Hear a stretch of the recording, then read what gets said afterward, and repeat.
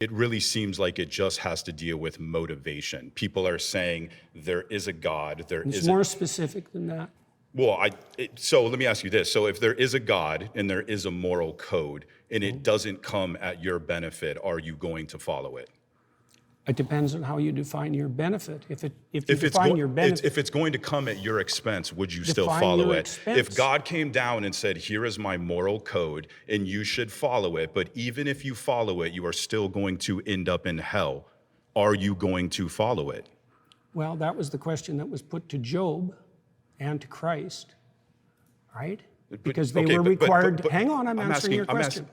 They were required to withstand trials that would break anyone and maintain their upward orientation regardless.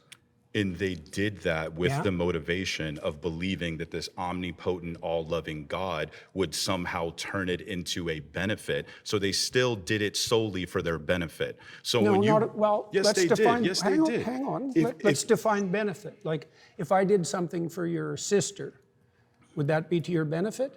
Like, how are you defining your benefit? Do you mean one of your whims gratified now?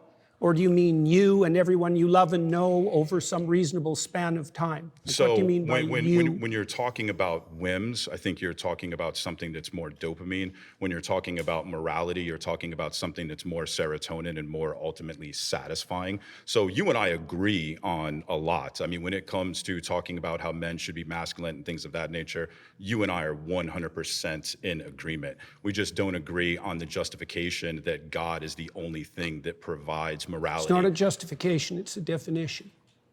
What's the difference then between a definition and a justification?